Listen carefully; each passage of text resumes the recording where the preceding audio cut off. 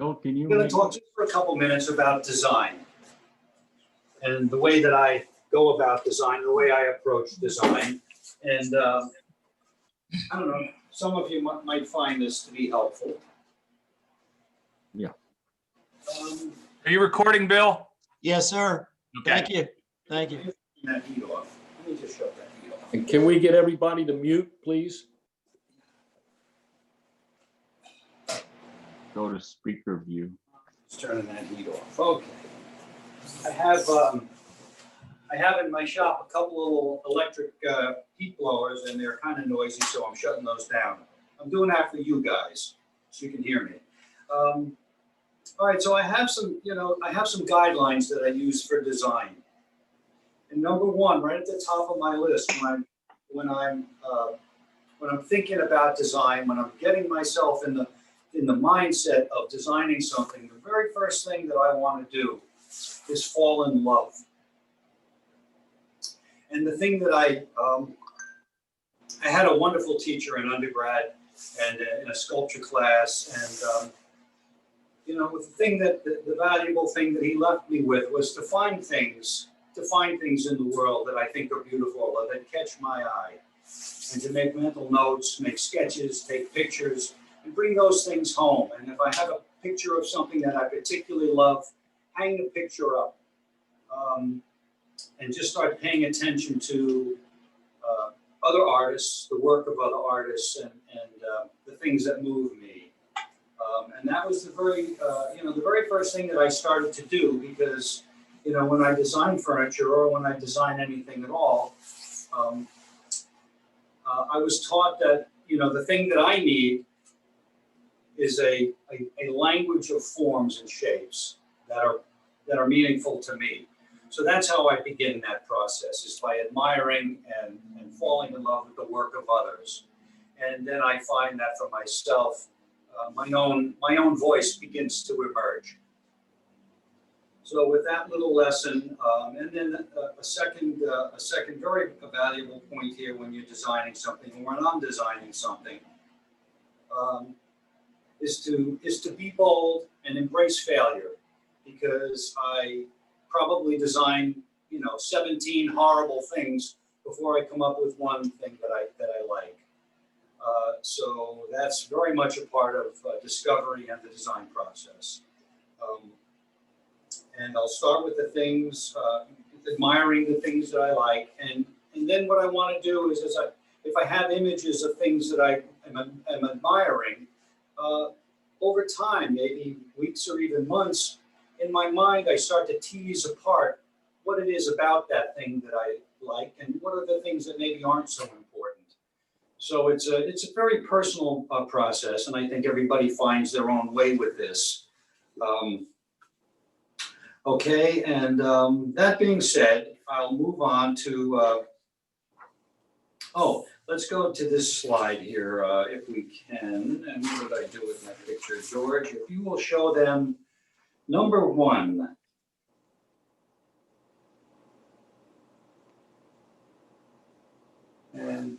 And let me know when number one is there. Okay, and I have here, this is just a basic elements of design, or design elements that I just picked, I just picked that off the internet. And this is a very basic list of the elements that,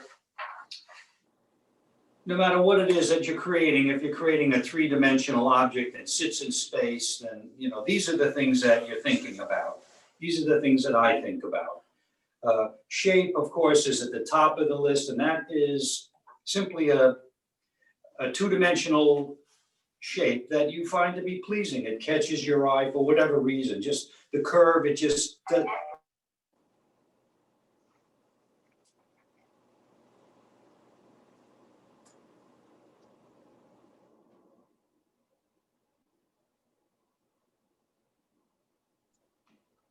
Rich, So that's shape. And then line, of course, I think is self-explanatory. The important lines of something, of a car that you think is great looking, of anything at all. The line is it's the line that your eye follows. That it seems natural when you look at something and you admire something. You follow the line. And then, of course, form number 3 is simply a shape in 3 dimensions. So the area, the space that a shape of something occupies.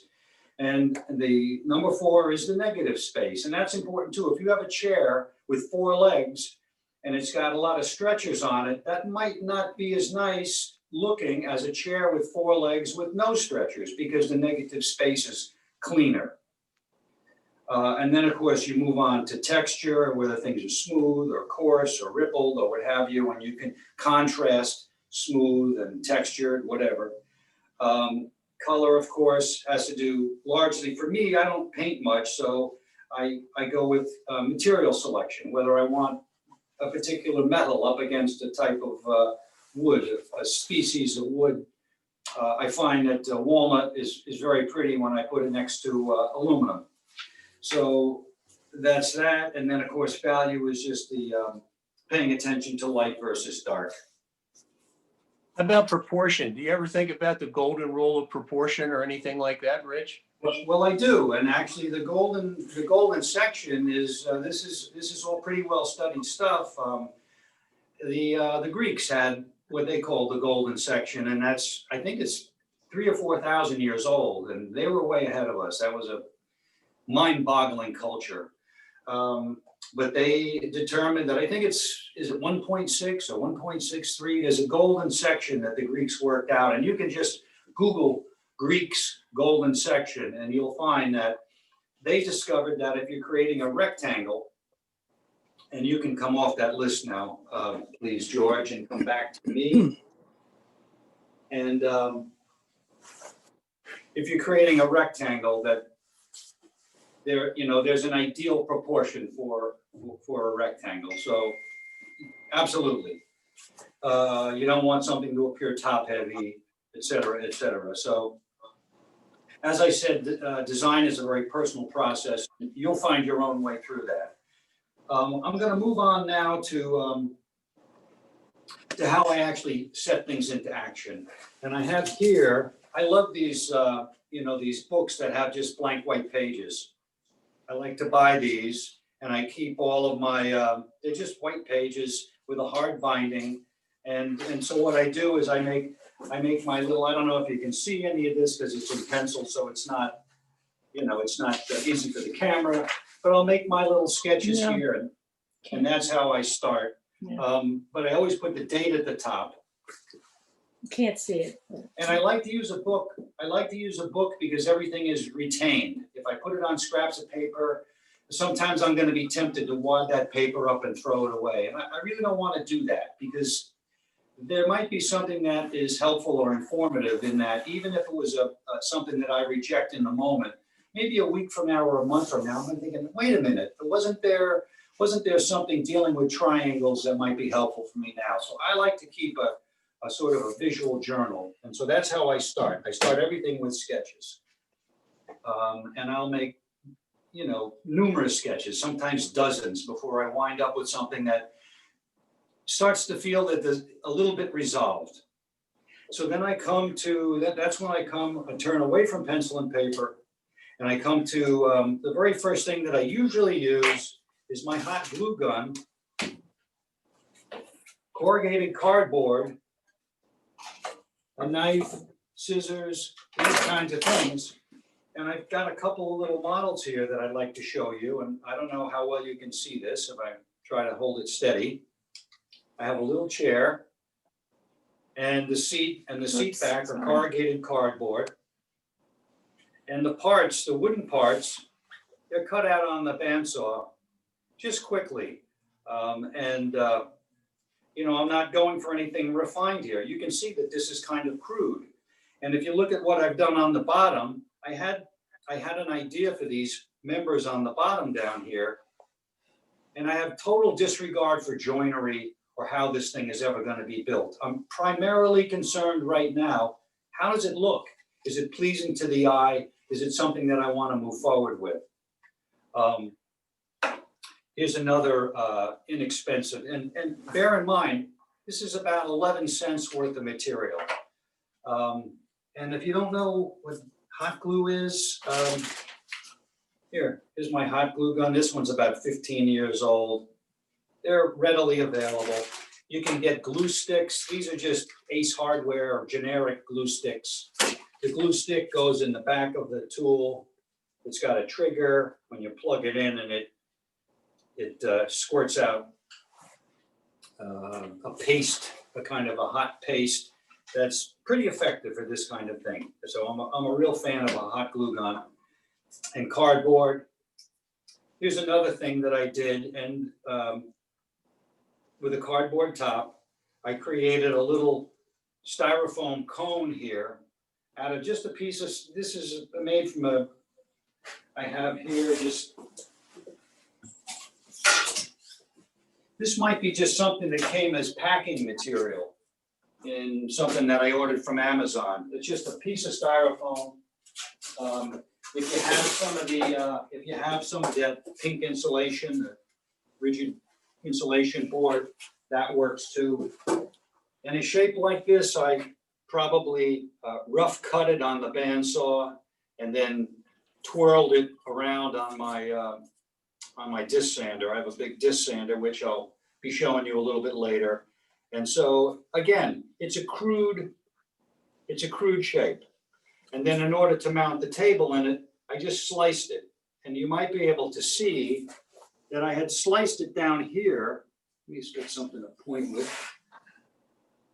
I had sliced it down here, and I put the tabletop in there and stuck it together with some pins, just sewing pins. Didn't care for it down there. So I stuck that back together with some double stick tape or hot glue or whatever. I cut it in a second place and I put it up there on the top, and I said, yeah, I kind of like that. That's a proportion. So,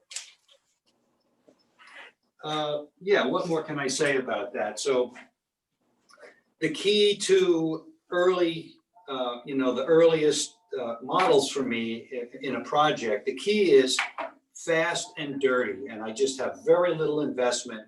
I whack these together, and sometimes I'll make 2 or 3 or 4 of them or 5 of them in a row.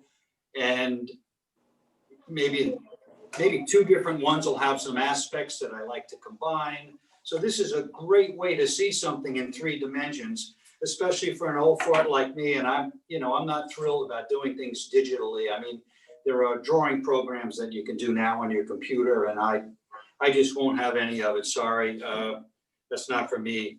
I like to be able to touch things and pick them up, turn them around before my eyes, and that sort of thing. So, yeah, so here, and then if, George, if you would show slide number 2, please, just for a minute. I'm gonna just reference an artist that I actually had the good fortune to meet and hear him speak on a few occasions. His name was Wendell Castle, and he was a studio furniture maker, and he had a long, productive life, and he was just a very, very interesting guy, and had a lot to do with the world of what we call studio furniture, this artistic, handmade kind of art furniture. And so he was really a sculptor. And anyway, so he had these 10 rules of thumb, and they're kind of harsh. I mean, if you read through them, you can see I sometimes I wonder what he had for demons in his head, but he had some rules, and some of them are quite helpful. And again, this is something, if you Google Wendell Castle rules of thumb, you can find these. It's all over the internet.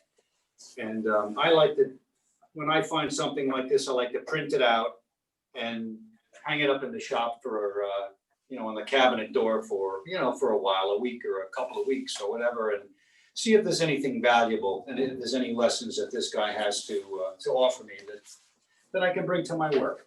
So let's see. We're now going to go back, cut to me live, and let's see here. Oh, I'm going to show the, yes, we're going to go to miniature materials. Then I'll show you the horse. I'm going to move over to here. Let's see. Okay. So if you're making miniatures, one of the things that you're going to need is miniature material. And I have here, these are, you've seen these. I'm sure half of you have them in your kitchen drawer. These are these bamboo little skewers that are really cheap. And so, you know, there's an example of something. And I've discovered that if I take a piece of a bamboo skewer and I put it in my drill and run it up against my disc sander while it's turning at a low speed, at a very low speed, I can create a tapered spindle that way. And I'll show you this up close. Maybe now. Maybe we just pop over here and do this.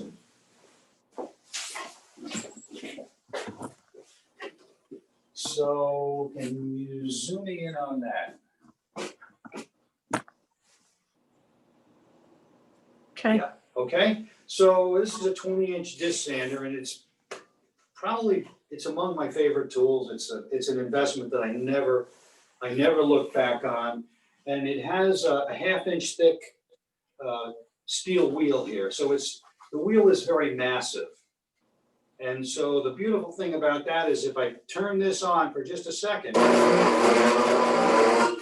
it back off, it's now turning at a low speed. Much less dangerous, and when I'm doing something like this, it's not so hairy, and I can run this right up against the turning disc and create a taper. It's not highly accurate. You know, again, we're doing miniatures, and a lot of things I just do by feel and by eye. So, and while I'm here, I'll point out now. I don't need it for this, but I have a little piece of plywood that when I'm doing something small, little parts here, I can put some double-faced tape on that. I can stick it down on the table here, and I can put it, you know, a 32nd of an inch away from the turning disc. And that's going to prevent little parts from just getting sucked in there and disappearing. And some of you know what I'm talking about, I'm sure. So, because that's a dangerous place, is where the wheel passes the table and there's a gap in there. And that, you know, that can grab things and take them away from you or nip your fingers. So anyway, so that's, and this, by the way, is just a rubber belt cleaner, and it'll I don't have much to remove right now, but it's great for keeping the disc clean. If you get a lot of sawdust that's stuck in it, that'll kind of clean it off, and it extends the life of the abrasive quite a bit. So that's my mini disc sander lesson. Rich, what grit do you run on that sander? That's a great question. I've written it down on the back over here, and I said that 80 is too fine, 40 is too coarse. It's like Goldilocks, and I find that number 60 to be just right. If a sandpaper is too fine, it loads up too quickly, and it just doesn't live long enough.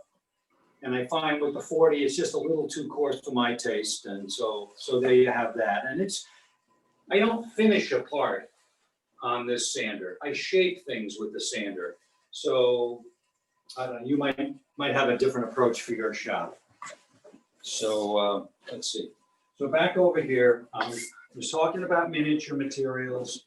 So you see how I was able to turn a little spindle out of a bamboo barbecue skewer. Then, of course, we have here, I think it's B&H. Is it B&H? I'm trying to remember. They make this miniature metal tubing.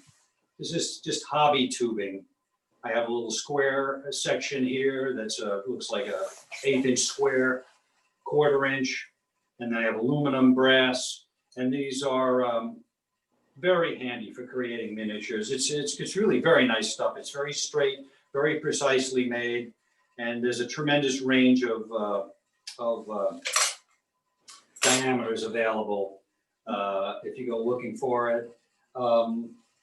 This is a device that I use to with my, how are we going to show this? Let's see, right back here.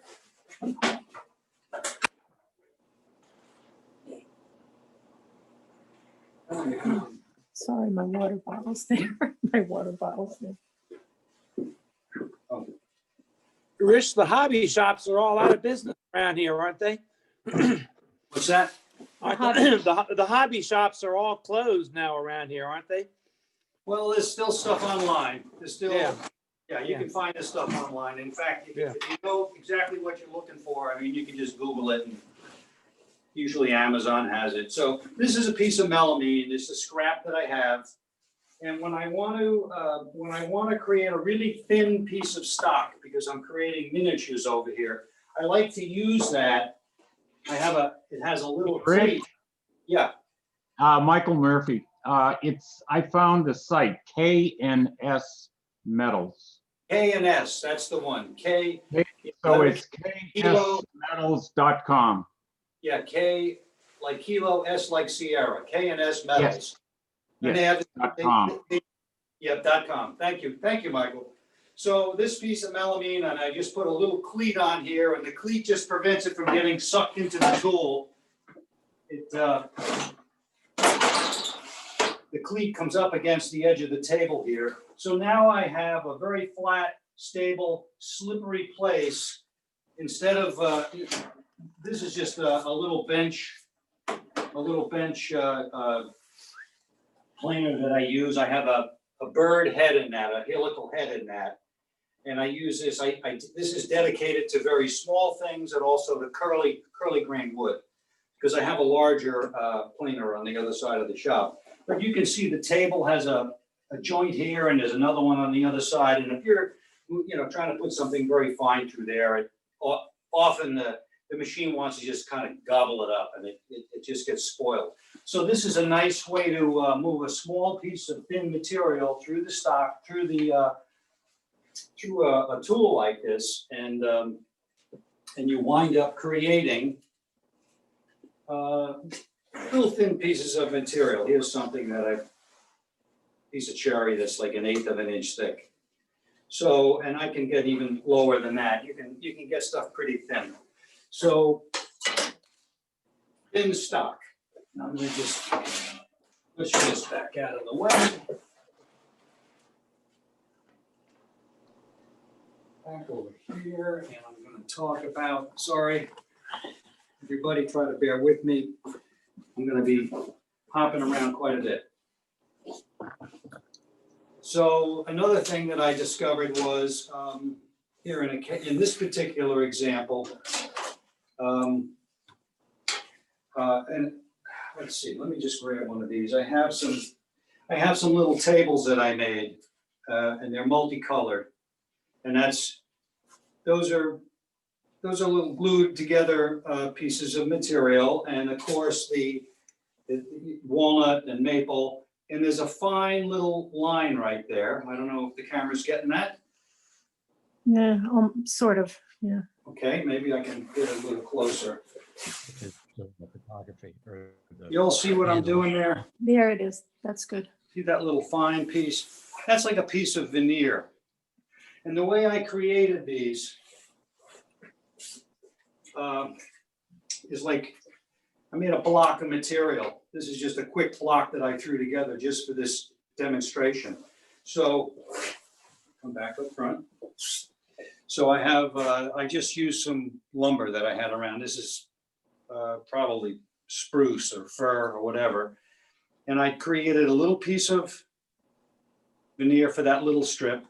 And then these other two, they were created using the planer and the technique that I just showed you. Just move over that way.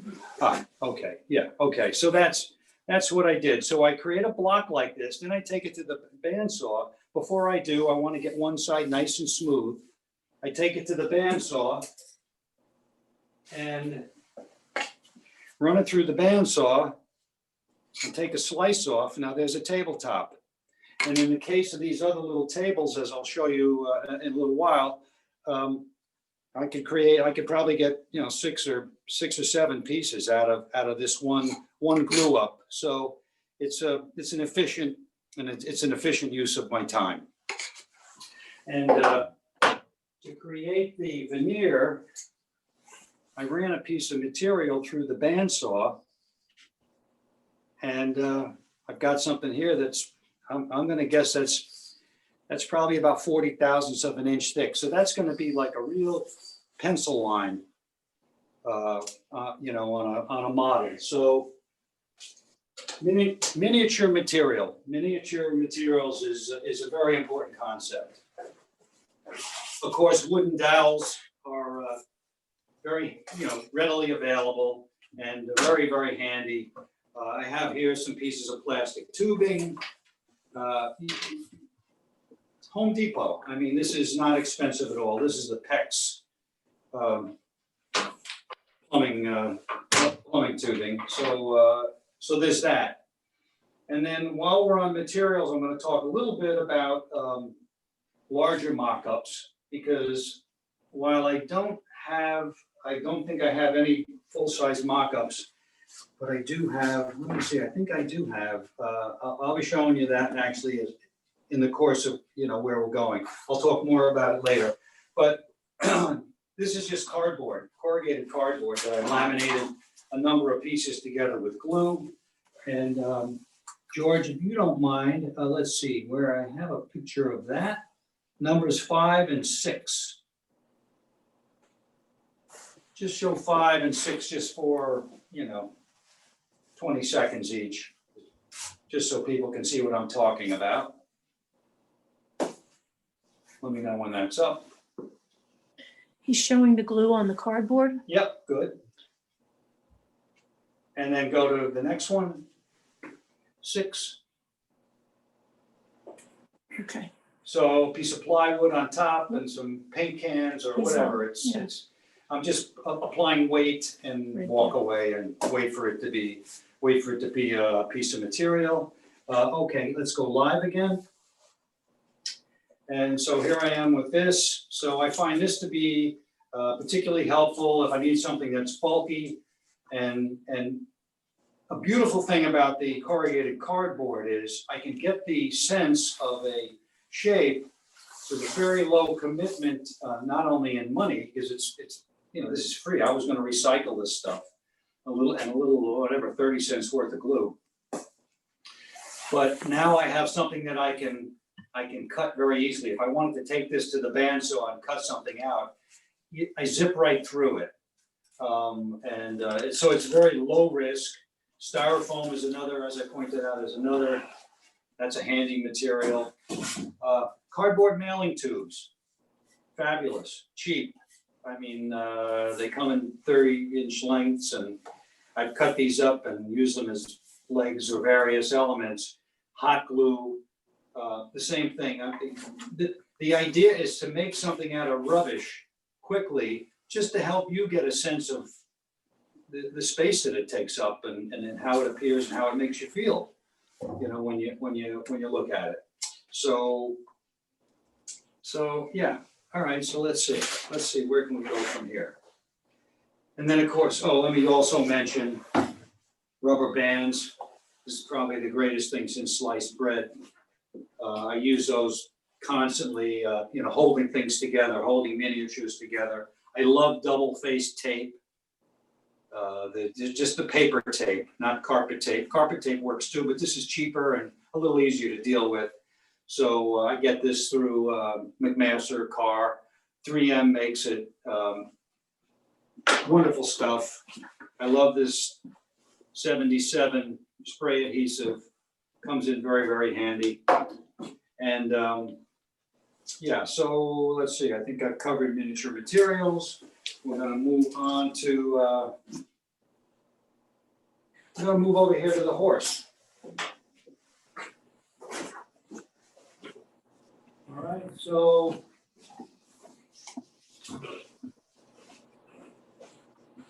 I have a rocking horse that I made for my grandson this Christmas.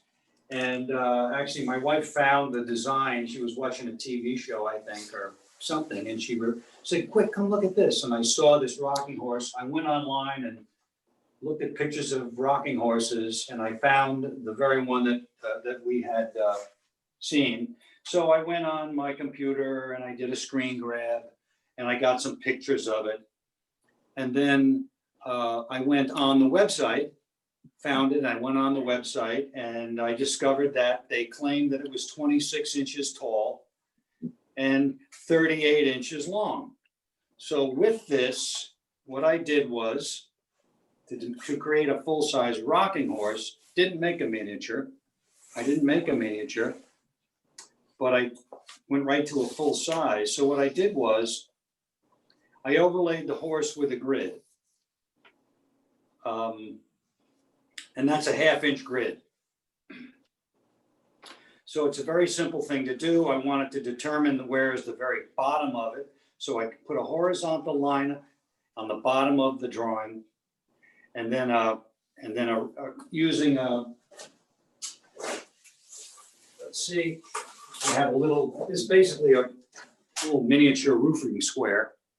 And I use that to get myself a nice square box. I made 1/2-inch, divided it into 1/2-inch pieces and created this grid overlay.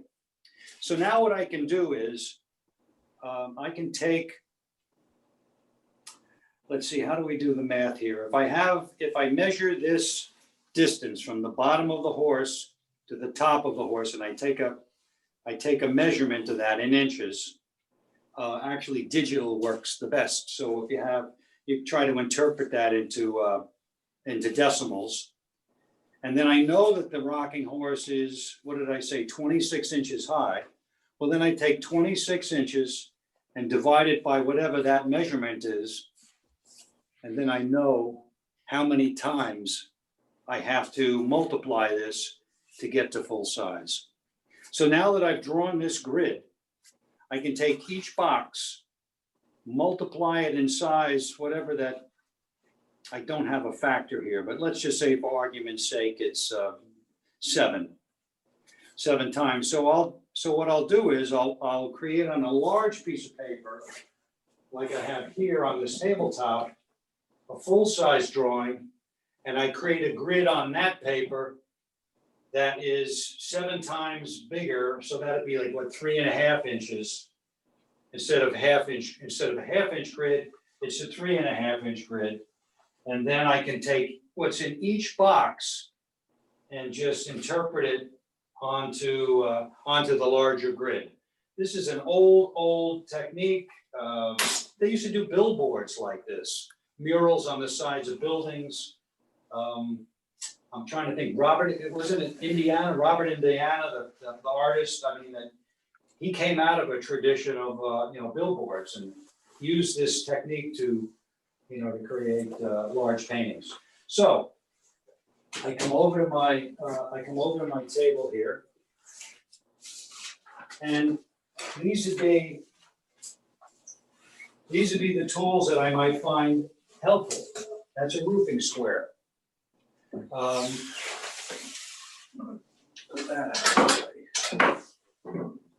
I have a full circle template for a couple of dollars worth. And this one is pretty handy. That's called a French curve. And that's going to really help me lay this thing out. And this one I really like a lot. And that's just it's a flexible curve. They're out there. This one's old as the hills and whatever, but it still works. And so I can get a nice even curve and draw it with a pencil and wind up with a pleasing line that way. So and here's a littler circle gauge. So these are the kind of tools that I would use to lay something like this out. Little compass. I don't know if you quite get what that is. Everybody's got one of these laying around, I'm sure. And then a couple of real lifesavers for me are I have a 4-foot, not really a straight edge. It's just basically a 4-foot metal ruler. I wouldn't establish something on a piece of machinery with this. It's not accurate, but it allows me to make a really long straight line.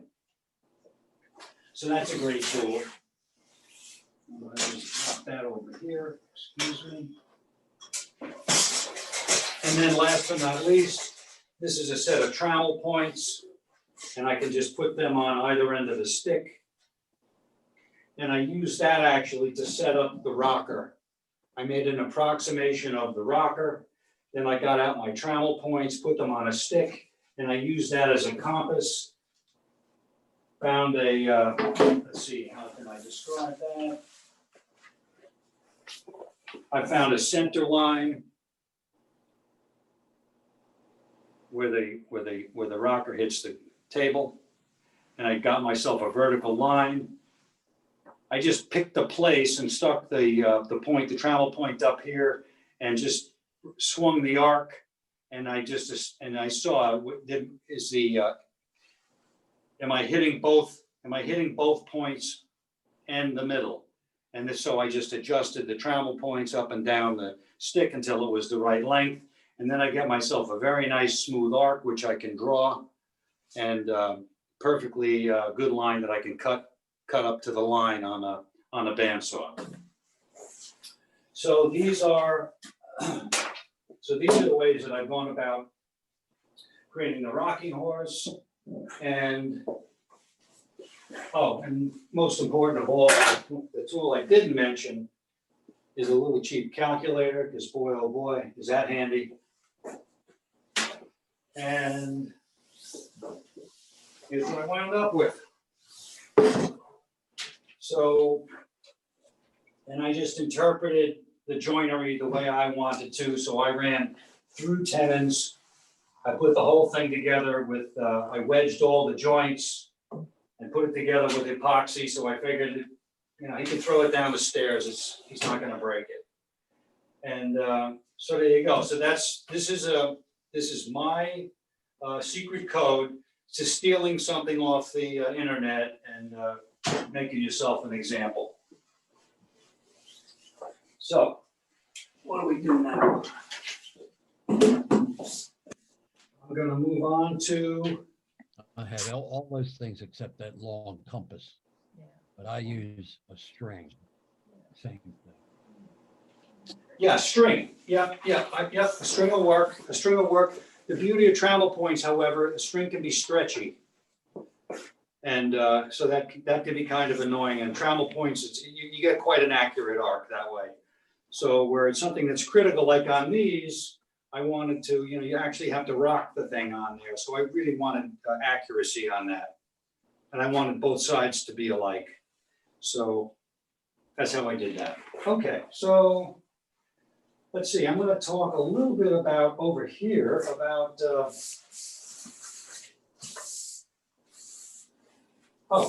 I forgot to mention that after I drew the horse full size on the table here, what I did was I got myself some more white paper and a good old-fashioned package of carbon paper. So I was able to lay, I used tracing paper first, and I have tracing paper on the walls. You can buy it like this. It's not expensive, yellow trace or white trace. I can overlay the drawing, tack the piece of tracing paper down with a little blue masking tape in a few spots, and I can trace it pretty accurately. And then what I can do is I can take that tracing, I can put it on a piece of wood. So here's a part right here. I tack it on a piece of wood, and I put a piece of tracing paper, a piece of carbon paper under it, and then I draw it again. Using the carbon paper, I transfer my shape onto the piece of wood, cut out the piece of wood on the bandsaw, and Bob's your uncle. So, and so let's see, so I have, as a result over here, I have a set of patterns that I traced and cut out so that I can store that, roll that up, or put it in an envelope for next year when I have another grandchild, and I'll know how to cut out those parts again, so. Yeah, so there we are with that. Let me keep this space clear. And now I'm gonna move on to, yeah, these are the Bahia tables. Here's a little set of miniatures, and we'll see how well that shows. It's a little foggy, but yeah, that's better. Yeah. Mhm. Okay, so here we are, and I have these little samples here created for a client. This was actually for a client. So I used the technique that I showed you earlier, where I created a block of. Turn this You're over. kind of on the side. So, oh, okay, yeah, right, yeah. Okay, try to show the table. This one. Okay. Okay, Okay, so I used the same technique here, where I created a block, glued it together, did a nice sanding job on the face, and then ran it through the bandsaw to create these thin little thin tabletops. And then I designed a base, and the base was cut out of really thin stock. I made some 1/8, looks like one, a little heavier than an 1/8 actually. Cut those parts out, did some nice final shaping back here on my sander, using a waste sheet down below to prevent these little tiny parts sucked into the sander. And I put that together. I'm not sure if I did that with crazy glue. Crazy glue works pretty well on end grain. Or the other thing that I do sometimes on end grain, because I have these joints here that are, pretty small, and that's end grain coming down to side grain. So that's not going to be a really rugged joint. So I think what I did was I pinned them, I glued them, and then once the glue was dry, I pinned them. And when I'm gluing end grain using Type Bond, I use a lot of just plain old Type Bond original. I prime the end of the end grain part first and wait, whatever they say, you're waiting for it to not to dry and not still be wet, but that sort of in between place where it has to be, where it's still sort of soft, so that more glue will stick to the old glue. So you prime it, you wait 3 minutes or whatever it is, and then it allows the wood to kind of drink some of the glue. And then you apply a little more glue and you stick them together and then hold them in place. And so what I did was I took some sewing pins, put them in my drill, and just drilled the pins in as a reinforcement. I think I probably glued it together, let it dry, and then added the pins later. And so that even if the joint fails, it's still got that pin holding it together and it doesn't collapse in front of the just go customer. back a little more. The camera is going in and out of focus sometimes, and it may just, I think it's our iPad. There's nothing I can really, that I know to do, Okay. unless someone knows if someone can advise me. But it's been doing that when I, especially going in. But anyway, yeah, Anyway, that's better. so anyway, Yeah. so there you go. And there's a little table base. And another wonderful thing, there's so many wonderful things about creating miniatures. But one of them is that I could create the base in two different colors. So I have one that I painted black. I have another one that I left in the natural wood. I think I even did another one using, I'm looking for it. I did one in cherry. I did one in maple and one in cherry, and then I painted one black. So this allowed me to, in this case, show the client, well, these are the ways we could go with this. Maybe just if I was doing something for myself, just to let me see, which materials I think are easy to combine. So it's such an enormous time and effort saver. Rich, did you actually make that table for a client? Yes, I did. I made a bunch of them. And how did you join the legs to the top? That's a great question. I don't think I have a picture of that, but I'll explain it. Let me see, let's see. I created a sub base. And I'm gonna make a quick sketch.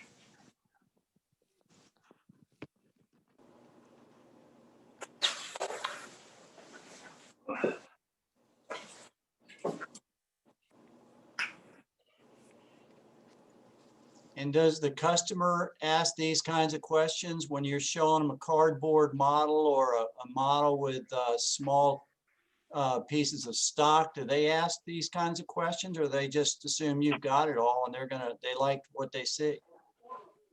They, first of all, I would never show the client that fast and dirty model.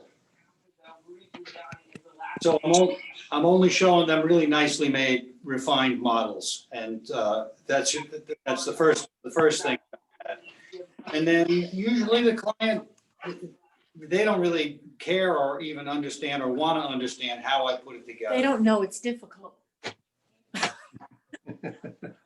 Yeah, they really don't care. All they want to know is, can I create something that looks the way they want it to look for a price that they want to pay? And so that's kind of how that works. Now, here's a picture of a sub base. So I don't know how, let me see how well, I don't know how well you're seeing that, but if I had the base down here,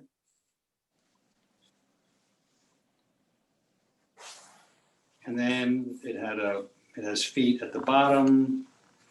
Yeah, I So get that, it. Yeah, that's clear. is that clear? So that and then I split the top of each of these, the top of the leg. They came through the sub base. I got it leveled so that it was the same distance off of usually the table saw table or something. When I get it exactly where I want, then I would glue it, wedge it, and then the sub base and the base becomes one permanently joined unit. And that gives me the structure that I need. And then the other thing that I have to do, as I'm sure you're aware, but somewhere in the sub base in a number of places, I'd have to create slotted holes because I'm using a solid wood top, and that has to be able to expand and contract. So I'd have to put slotted holes in order to fasten the top to the sub base so that it can move and allow those screws to, the screws that are holding it to move a little bit. Yeah, Thanks, Rich. sure. You're Hey, welcome. Rich, when you're doing your design, how much of the joinery goes into it? I mean, you can have a great design, but it's impossible to make. So how do the two of them have to interplay at some point? Well, that's a great question, David, and it does. What I was saying about ignoring joinery, especially when that applies to doing the fast and dirty. The very first iteration of something where I'm really searching for something that has an appearance that I want it to have. Then the next iteration of the model, when I'm going to something that's as refined as this, then I am thinking very much about the joinery and how that goes together. These were in actual, when I actually built these were double tenons, double tenon mortise and tenon joints from these uprights into these base sections. And as I've already said, the tops through the sub base, and those were wedged. And anytime I have anything that I'm, where durability is a huge question, like it is when I'm selling something, I use a lot of epoxy. I buy the West system with the pump. I don't know how many of you are familiar with the West system epoxy, but it's brilliant stuff. It's easy to use. The can comes with a pump, and one pump of resin and one pump of catalyst gets you a little perfect mix, perfect quantity of mix of epoxy. So I use epoxy on a lot of stuff that's being sold, because I don't ever want to see it again. I don't ever want anybody coming back to me with a loose joint, because as you may know, when you use tight bond or the aliphatic resin, and when the joint fails, it's almost impossible to repair because new glue won't stick to the old glue. You have to knock the whole thing apart, scrape all the glue off. It's a nightmare. So, yeah, so there's that. Let's see, what do I want to do next? Well, as I think I've already showed you, I have the various iterations of these tables. And then while I was doing that with a piece of scrap, just for my own satisfaction, I wanted to create a circle out of the very same stock that I had already created. Just took another slice off the block, and that one got a base that's a related shape, but with some metal elements there. So so that's why it's so handy to create something that that block, using that block technique, so where you can just take slices off it, because it made this really pretty easy to come up with. Let's see, and now I want to go to my new Windsor chair. Okay, so I'm going to talk a little about that here. So this is my, I didn't think about a backstop, but let me grab this over here. I bet this will help.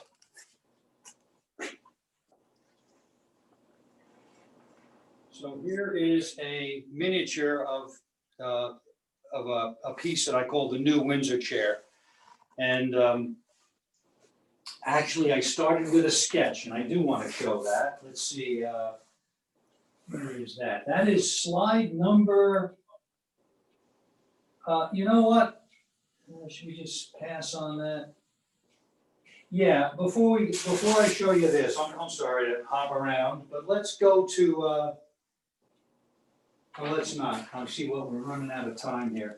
So let me go to this, and I'll talk about the new Windsor chair. And my concept for this was I started with a sketch, and if we would, George, if you would show number 14, just for a second.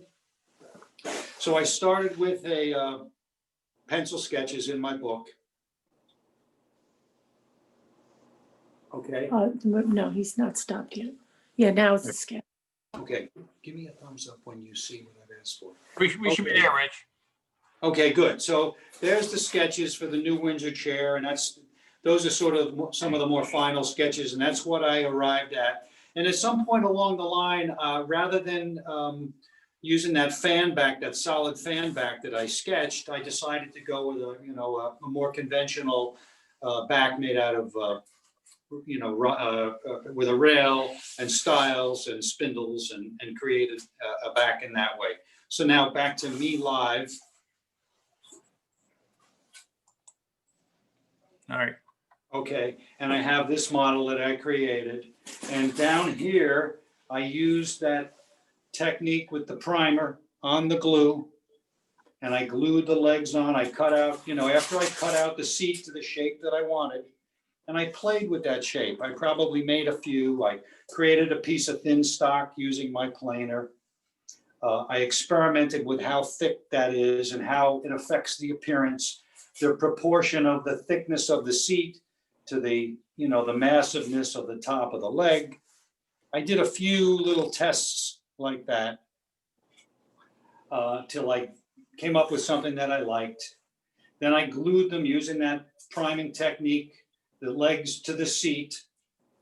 And then after that was dry, probably overnight, I came back with a drill the next morning. And I don't know if you can see here, but I went down with a drill, what looks like a 1/4-inch drill through the chair seat and into the leg. And I glued a dowel in there. And that created a nice tough joint. And it also is an indicator of how I wound up building the chair. I eventually built this chair, and that's what I did.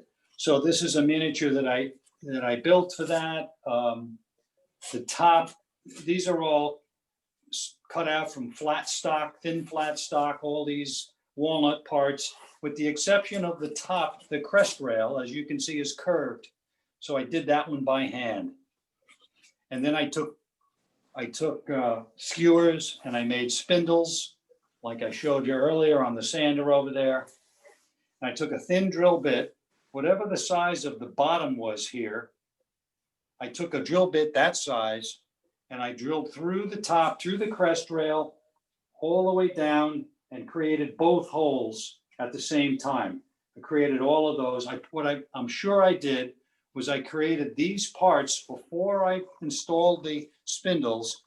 I glued everything together, let it get nice and stiff, and then I came back and with a long thin drill, I drilled these holes where the spindles are gonna go.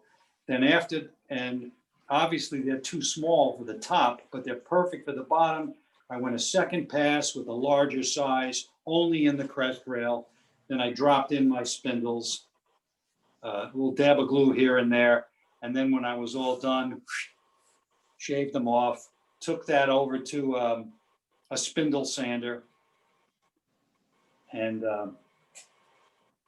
then I had a finished model that I was pretty happy with. So let's see. So now I'm going to show you quickly a spindle sander.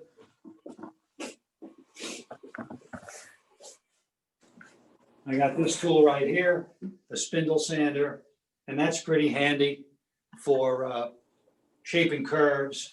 And if you don't have a spindle sander, can you come 180 over here? I have here these little sanding drums. I have one mounted in the drill press.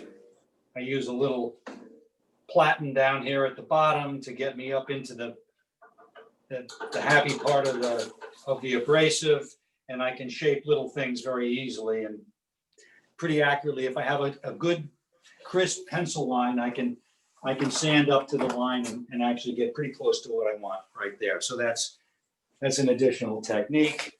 And maybe George would show, let's see, let's go to 15.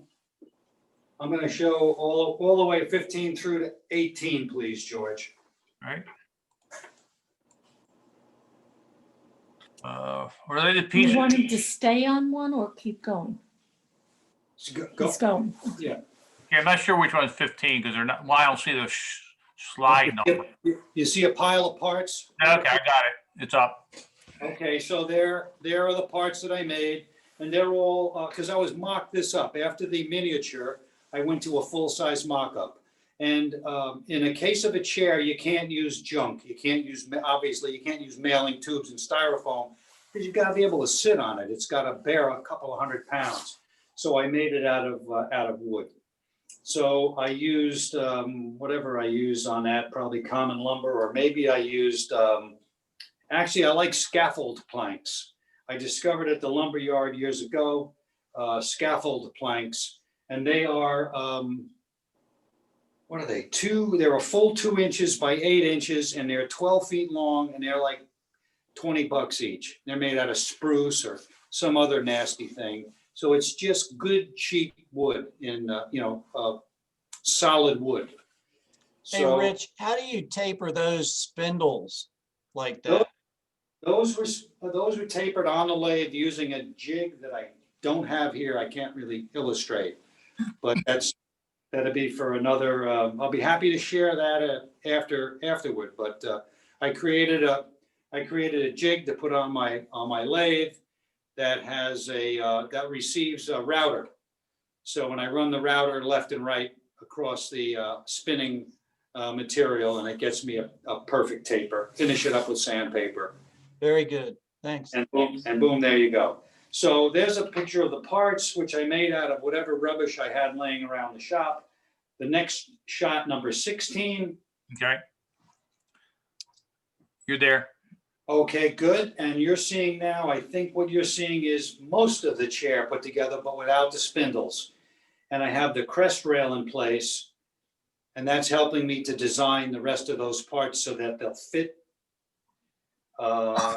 in the same way that I did the miniature. So I had the crest rail, and then I had those two vertical elements, and then there was a triangular brace in the back.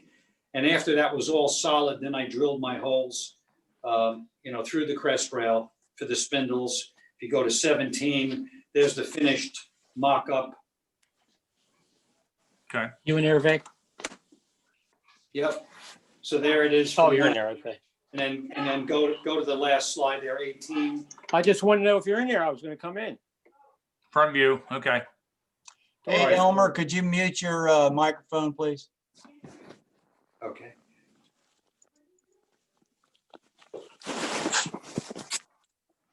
So, and back to the live, and that's this chair right here. Okay, we're not live yet. There you are. Okay, now we are. So that's this chair right here. Okay. And so what did I do? I don't remember. I suspect that what I probably did for joinery on that mock-up was, something like drywall screws through the tops of the legs into the seat. And I just had to sit on it gingerly, because what I wanted to do was establish my correct angles, which in a chair, I find that ideal. I had an industrial designer once shared with me 3 to 5 inches off of level, 3 to 5 degrees off of level for the seat. And I like about 100 degrees or between 100 and 105 degrees from the seat to the back. And I find that is pretty nice for human anatomy. If you try to create a chair with a level seat and a right angle back, it's a torture device. No one's going to want to. It's a great thing to put in your parlor, and you want somebody to stay a short period of time, put them in that chair and they won't stay long. But if you want something to be comfortable, it's essential. 3 to 5 degrees off level for the seat, 100 to 105 degrees from the seat to the back. Bingo. Seems to work every time. So, and I'll put this back down, and we're going to go to. I have a quick question here on that. From the rough prototype, any modifications before we got to the real good wood? Not a lot. I think I took my proportions pretty literally. I interpreted the proportions from the miniature to the full-size mock-up. Oh, there were some changes there because I found that, first of all, when I created this miniature, I was doing it to please my eye. And what I discovered was that the proportion of the seat height and the width to the height of the seat off the floor, it just really didn't work. So I wound up having to make that, change that height and make that proportion smaller here so that it would work, and the seat would give me approximately a 17-inch off the floor seat. That works good. I'm 6 feet tall. My wife is 5'3". 5'3". And so I try to create a chair that is comfortable for me and for her. And I figure that way I've got 95% of the market nailed. So there were changes from the model to the full-size mock-up. But once I was there, I think the proportions were pretty good. The only thing that I changed, of course, was the joinery. I had to create all the joinery for the full-size finished piece and, do that in a refined way. So does that answer your question? Okay. Rich, I have a question. Did you, the full-size model, was that taken to the client so they could sit in it and feel if it was right? Absolutely. Well, that's a great question. The very first one that I built, I got to say no. I designed it so that it was comfortable. I delivered it and she was delighted with it. And yeah, I'm remembering that. So, and this is another reason why you make miniatures, because I came up with a settee or a bench based on the New Windsor rocker. And it was just an extrapolation. I'd already done most of the work, most of the design work. I just stretched it out and this is just a great example of why miniatures are so worthwhile. So there's that. And let's see, where are we now? I'll talk briefly about some laser techniques and some technology over here. I have these miniatures that these two in particular. Let me see, this is probably helpful. Yes. So I have these miniatures, these club chairs that I created, a couple of different versions. One in a fabric covered, another one walnut with leather. And so I created these in miniature. And then I have these perforated, these are plastic, but I had designed these to have perforated metal sides. So what I did here was I found some patterns that I liked. I think I searched black and white graphic in Google Images or something like that. And I came up with some zebra stripes in this case. I came up with zebra stripes in this case. And then this sort of mechanical grid pattern in that particular case. And then I took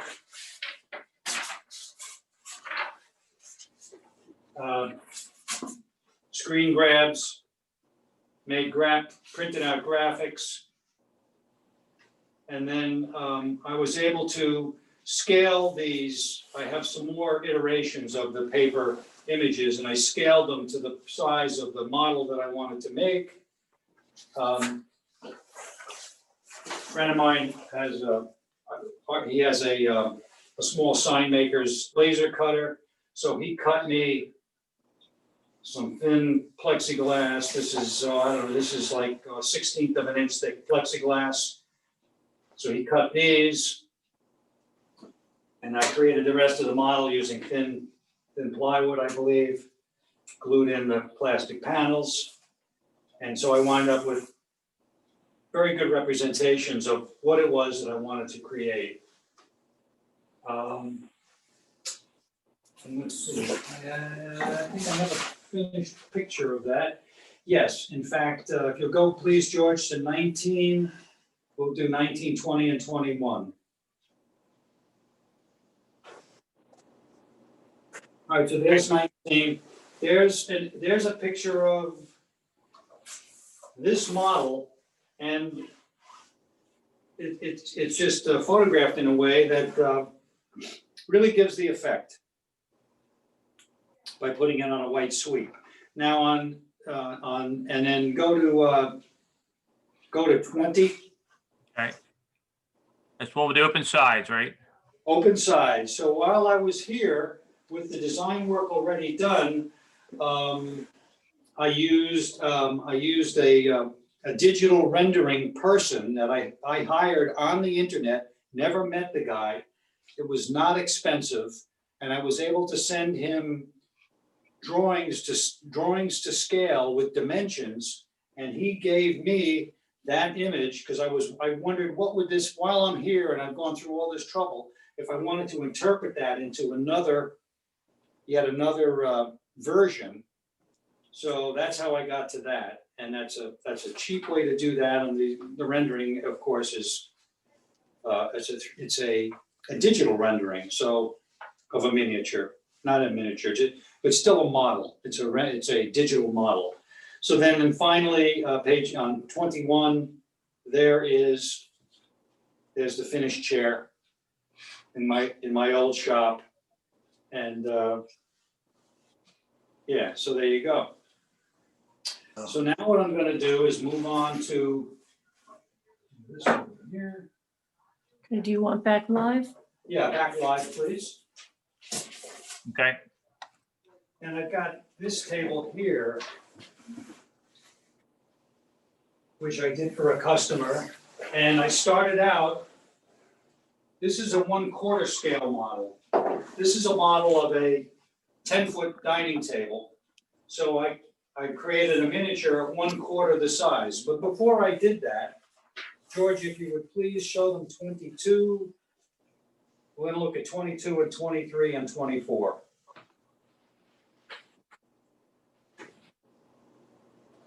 Okay, there's your miniature. So 22 is a fast and dirty miniature that the customer didn't see. The next one, 23. And the top. Yep. And you can see what I did there with trying to create I don't even know what you call that shape with the 6 sides.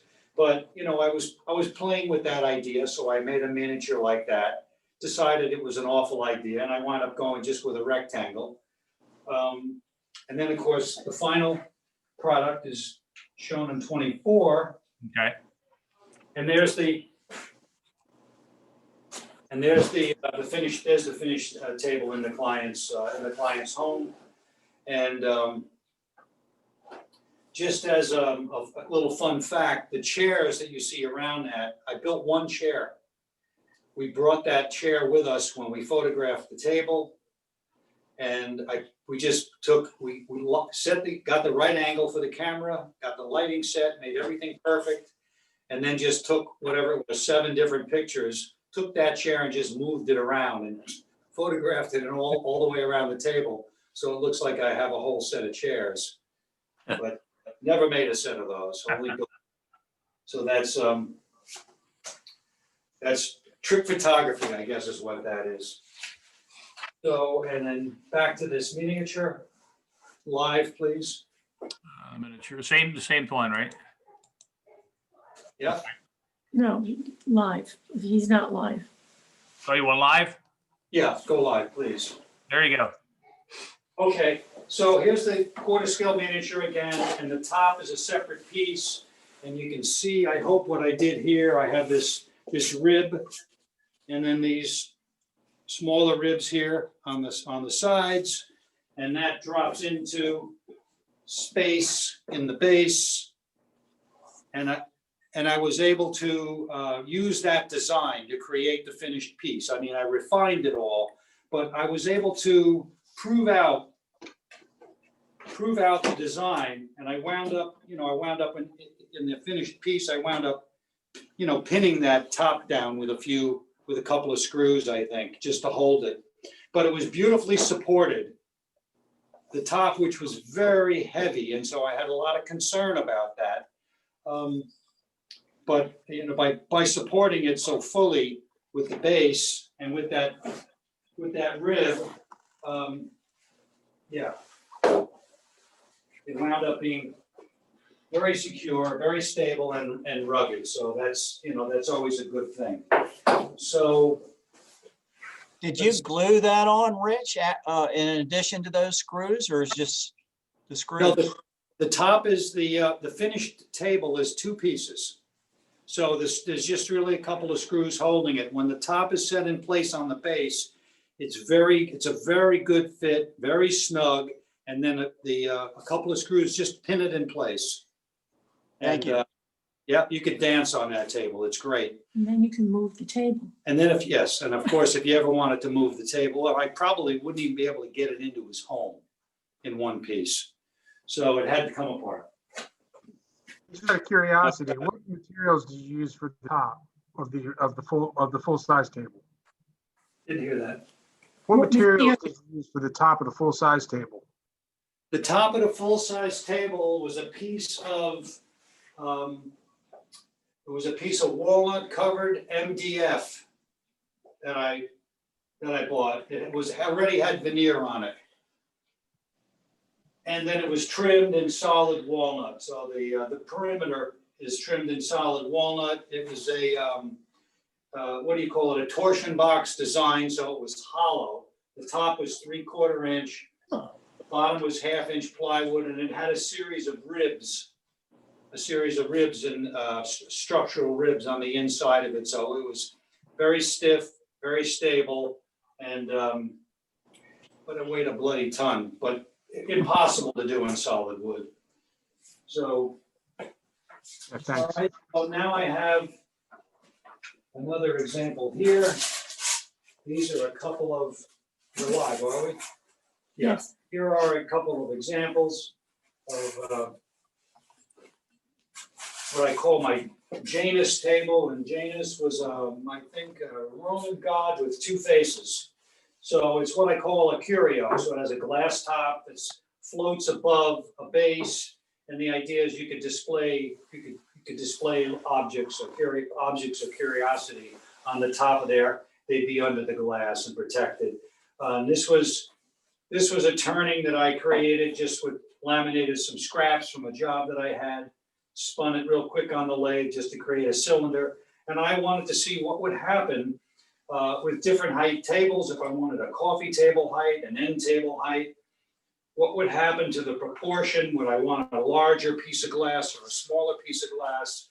How thick should the glass be? All of these things. So again, a very simple way to be sure that I was pleased with all of my material choices, my sense of scale, proportion, all of that. I got it where I wanted before I produced a finished project, which is actually, George, please, number 25.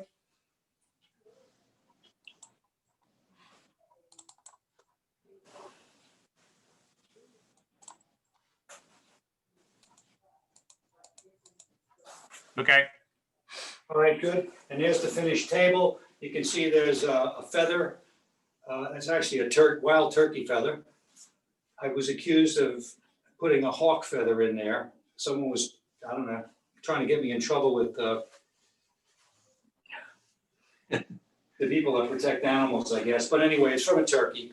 And so there it is. So there's the finished project, and it worked out well. The customer was very pleased with that. And let's see, I have just two things left. I'm going to go now to live again, please, George. okay.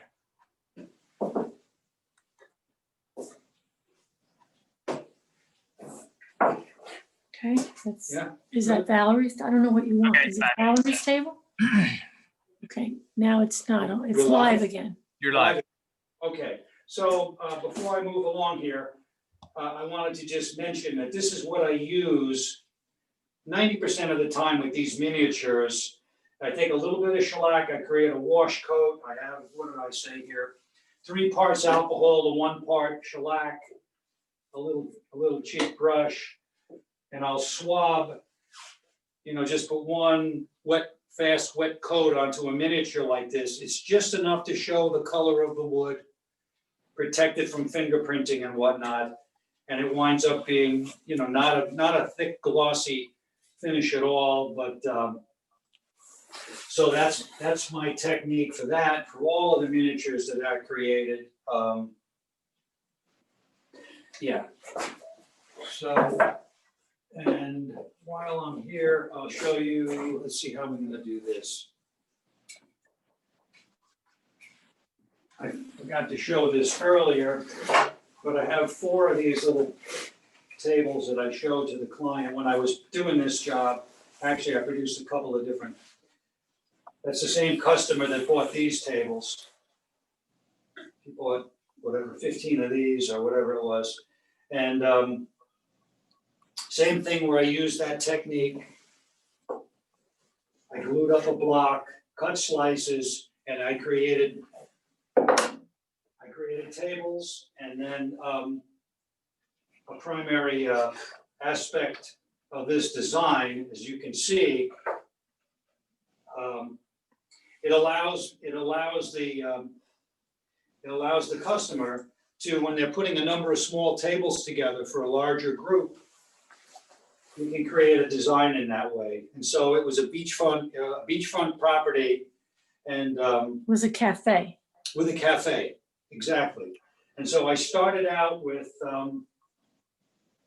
what I started out with actually was these. And I started out with these, and I don't know if you can you get that? You getting that? Yeah. So, and then with all the curved parts, And I frankly don't recall whether I showed these to the customer or not. I think I either examined myself and said, what am I thinking? I don't want to build those. What a nightmare. Or I showed her such a high price that she wouldn't go for it. So we wound up going with the design that has the straight cuts, which was just half the work. So anyway, just wanted to share those with you. And then let's see, the last thing next to the last project I have. Quick was a question table. before we move on those bases, on the 15 tables that you sold, did you buy those commercially? I bought those bases commercially, yes. These are, on these miniatures, that's a great question. These are, Plastic wine glass. yeah, they're, champagne, like the throwaway champagne flutes that you get for Right. New Year's Eve. That's what that is. And so I just used those. And that actually points up, another point I want to make here is that is what determined the size of the model. Because I found those champagne flutes and just spray painted them. And I used the size of that to determine the scale of the top, because I wanted to make that proportion correct. And so that's how I wound up, with these models being this particular size. So, yeah, so there. So, and this is the last table I'm gonna show. And it is, this was a project for a customer that wanted a one piece, I believe it was it 40 or 44 inches in diameter? She wanted a one piece walnut top. It's not focusing. Wait a minute. I don't know why. There you go. That's better. Okay. Okay, so I designed a base. First of all, a one piece walnut top is very heavy in that size. So I designed a base with a lot of elements. So I had a lot of, They can't really see the base. It's I had a too lot of- dark. I had a lot of joinery down there and a lot of glue They can joints. see it, but not, yeah, now that was. Tilt more. Yeah, that's good. They can see that. Right, you see that? So that it was robust without being too massive looking. So, the debate on this particular project, and I thought I had put it in there, but I didn't. I had a piece of wood that I got up there at Berkshire Products. That was a slice of a tree. It was just amazing. And she asked me for a round tabletop, and I tried to convince the designer who was working for the customer that we should use some of the live edge from the piece of wood that I had, just to bring a little drama and life to that wooden top. That if it was just a perfectly round top, I mean, people would walk right by and not understand what an amazing slice of a tree that it was. So let's see. So in slide number, George, 26 and 27, please. Okay, So there you have the finished table. And that was our compromise. I had one little piece of live edge that we left exposed, and then go on to 27. okay, And there's the piece. very nice. Yeah, so that worked out well. The check cleared. It was a good job. And I guess last but not least, I'll show you. Yeah, I'll show you this. I'm gonna come around. I'll come into you. Well, let's go here.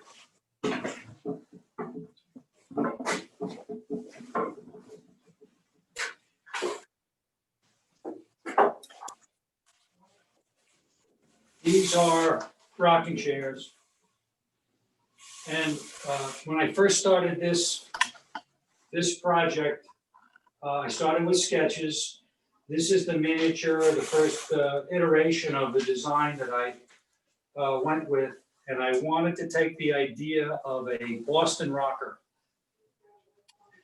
which date to whatever, it's a mid-19th century piece, and they were painted black, and usually gold, gold paint job.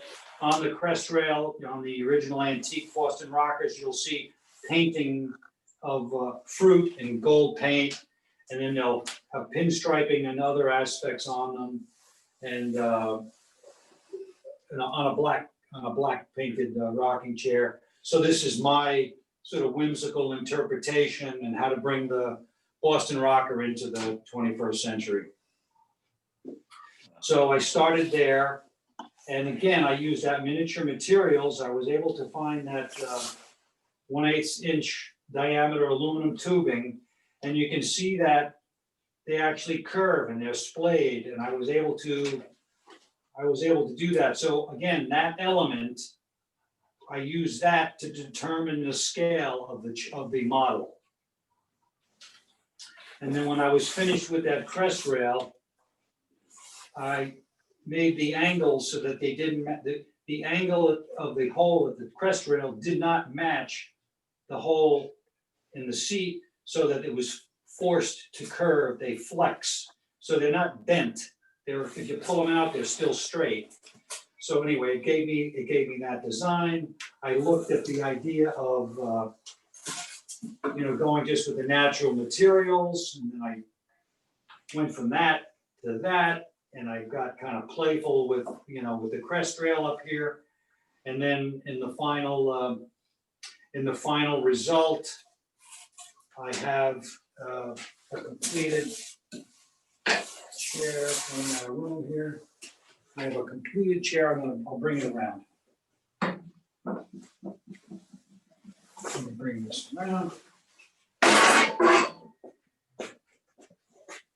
So this, I think it's not going to be easy to see unless you can tip down.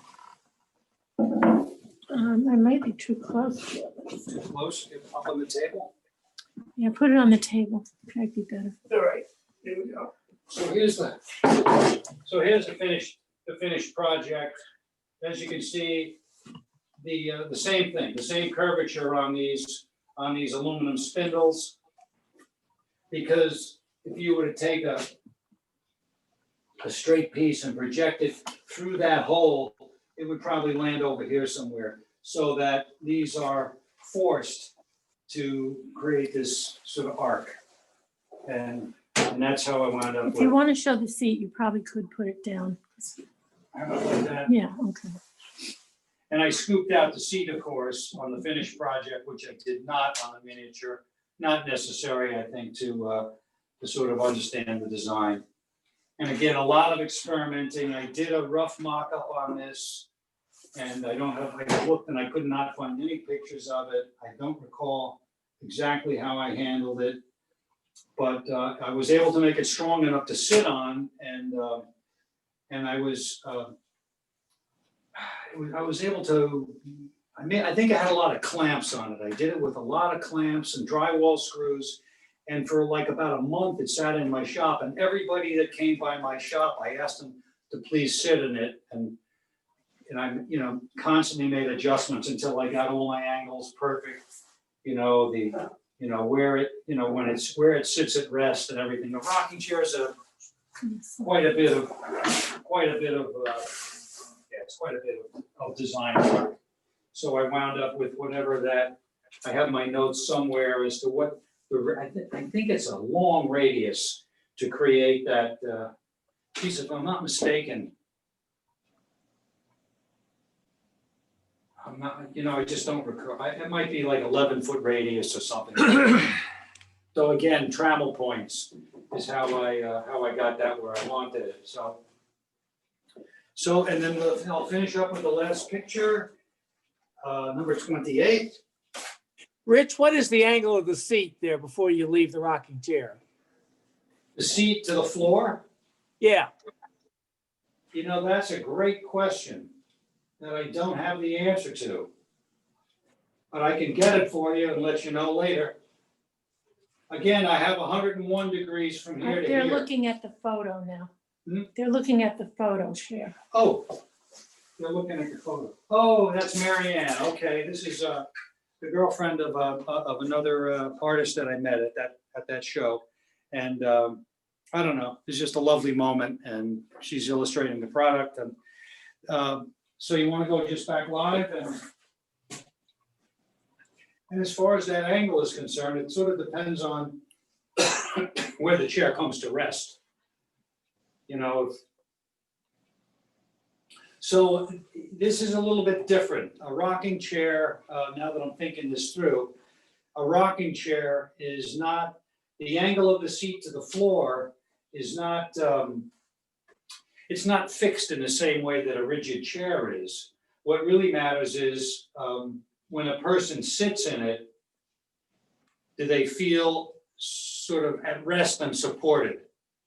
And that's, you know, that's what I went with. And I never even measured what that is. But that's, it may or may not be important.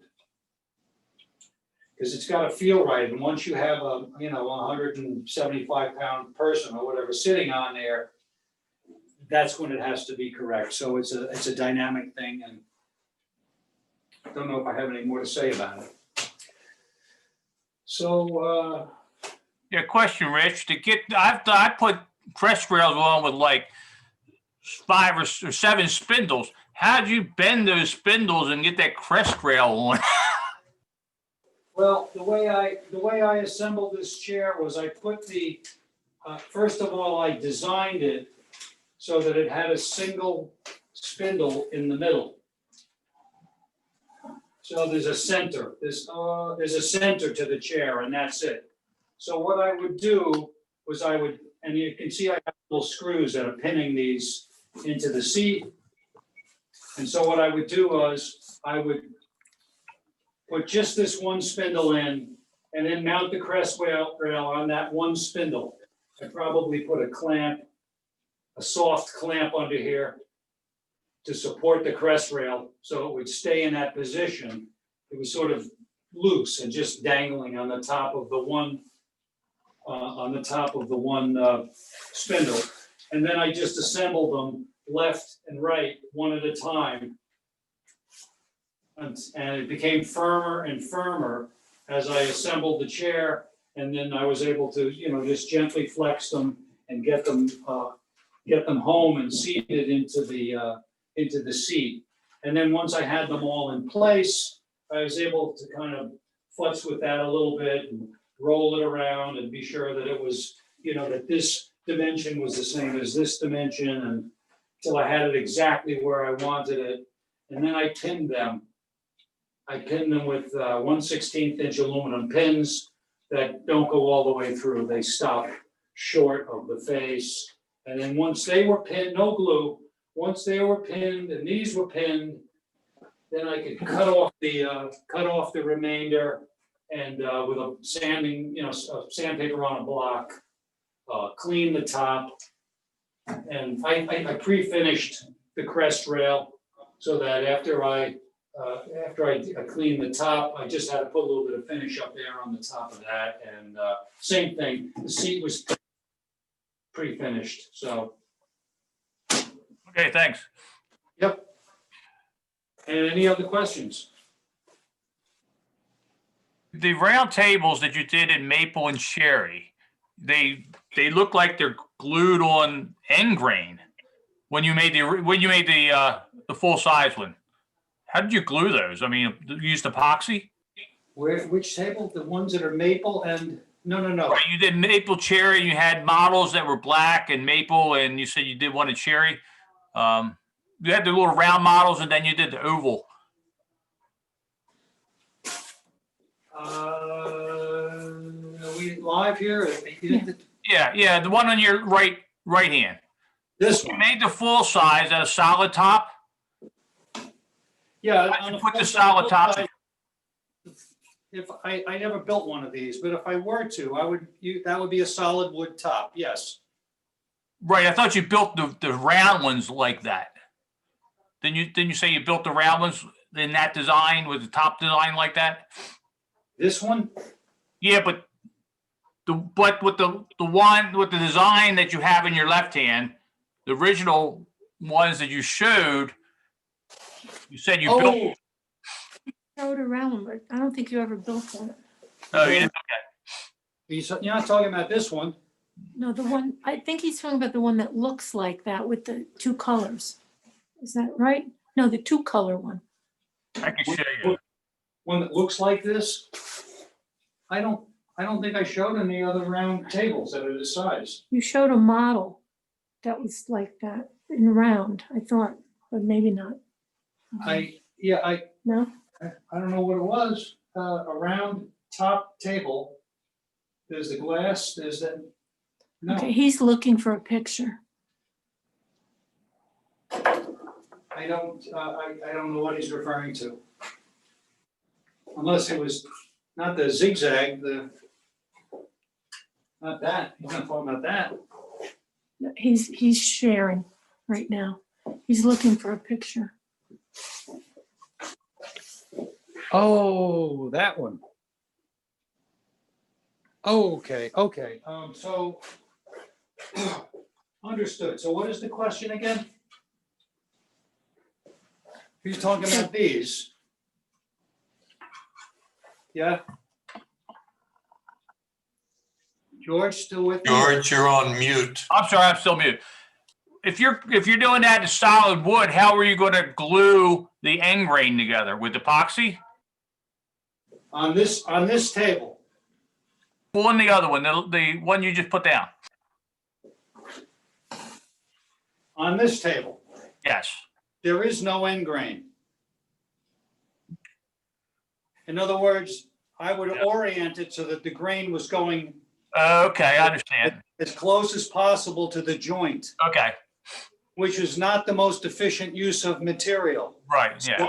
So I wind up with something that's sort of, how do you say, a very peculiar shape. A lot of hangover. Yeah. And which also allows me to clamp, straight down. Because if you try to clamp it that way, the parts will slide and it. Okay. I understand you're doing, you're not doing end grain, you're doing side grain, you're straight grain. Yeah.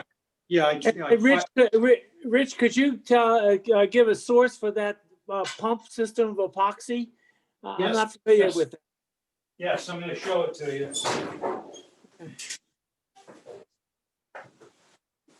Hey, Rich, can we see the top of the pressed rail on this rocker, please? Do you want to see? He wants to see the top of the rocker, of the rail. Okay, yeah, sure. Let me just move a few things here.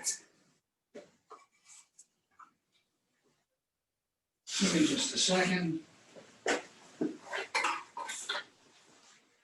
I don't know if I'm gonna be able to see. Why don't you put it down on the floor? Mhm. You can put it on the floor. How about that? Oh, that's good. Can you see that? Is that coming in? Yeah. So they're tubing, they're a 16th inch wall aluminum tubing, 6061 aluminum, and they pierce right through.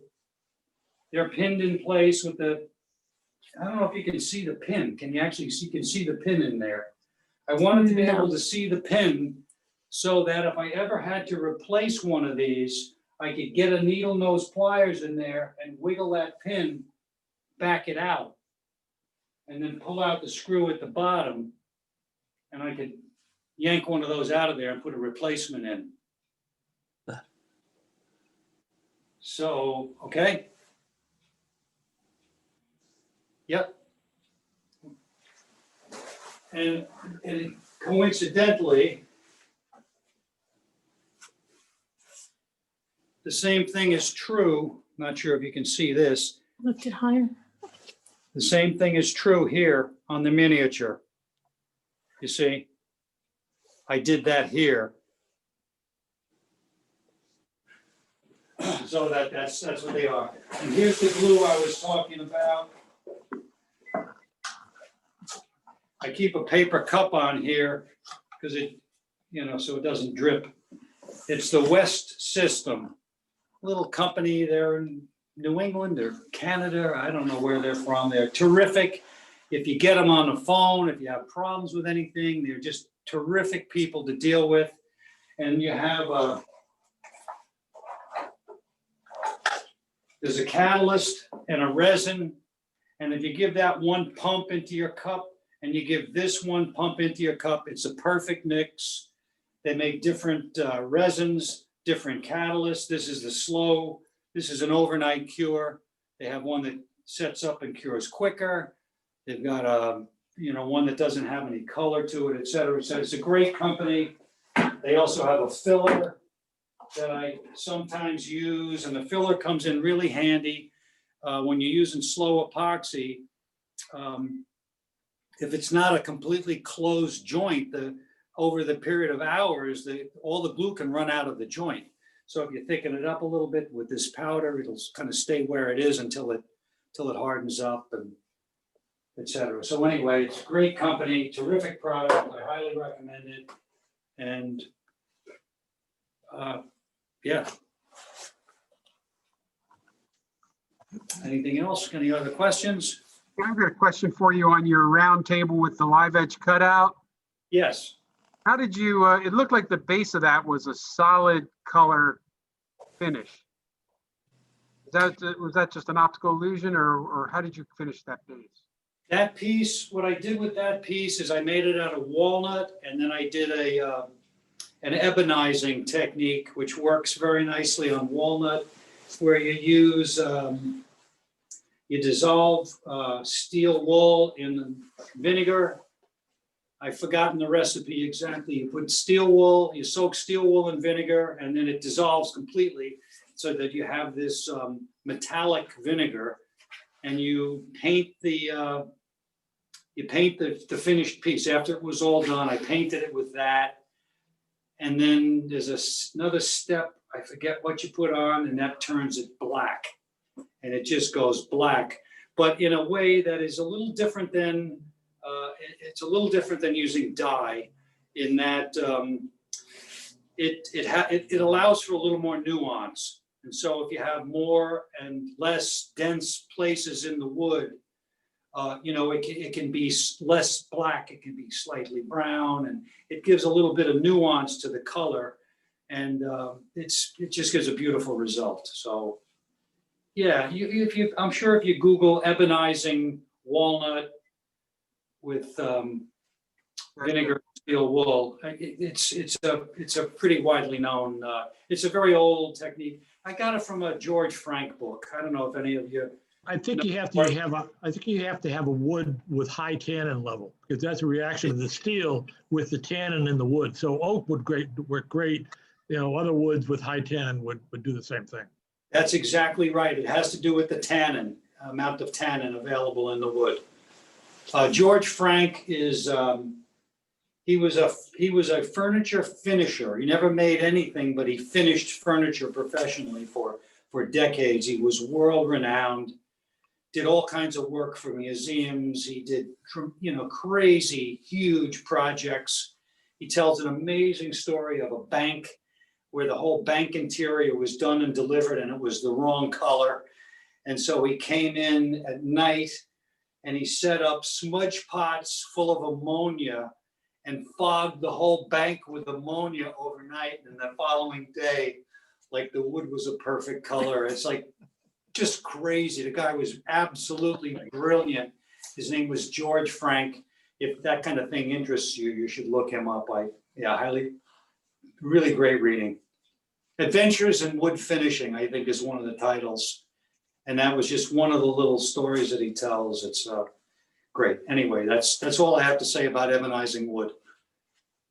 Rich, Michael Murphy here. Hi, Michael. JamestownDistributors.com for the West system. That's where I get it. It's they're up in, I think, in Rhode Island. It's a boat. Basically, it's a boat repair and restoration. Yes. JamestownDistributors.com. Okay, great. Yeah, and they got lots of good stainless and brass hardware and other things too. Lots of good stuff. It's a boating, it's used a lot. I think a majority of the epoxy they sell is to people that do boating work. So that's true. It's marine applications. It's epoxy's terrific in marine applications because it's 100% waterproof. You can make a wood, a epoxy joint, put it underwater for 15 years and it doesn't give it up. So it's really, really robust material. Also interlocks, if you want white filler, because you're painting something white and you don't want to have to cover the filler, interlocks. That's also a boating product. It's white lacquer-based putty. It's terrific for that while you're in that store. So, yep. Any other questions? Excellent presentation, Rich. I really appreciate the time you put into your presentation, all your slides and your materials you brought there. I think from my perspective, the design aspect of woodworking is more difficult than anything we do. I don't know, I just don't have that creative streak in me or the education of design to be able to do it without following some plans. But thank you for sharing this, Rich. It was an excellent presentation. Oh, you're entirely welcome. It was fun for me. That's a great job. Yeah, I agree. Thank you so much. A lot of hard work there. Yep. Yeah. Rich, it was cool. I loved it. I think it was great. Thank you. Nice job, Rich. Kudos to Chris. Yeah, thanks, Chris, for manning the, as they say, manning the camera. Videographer. You're welcome. Yeah, good job. Good job, Chris. Just shows the importance of design in our world. Oh, yeah, Absolutely. definitely. Okay. I hope everybody got their money's worth. You bet. Thanks a lot. Very good.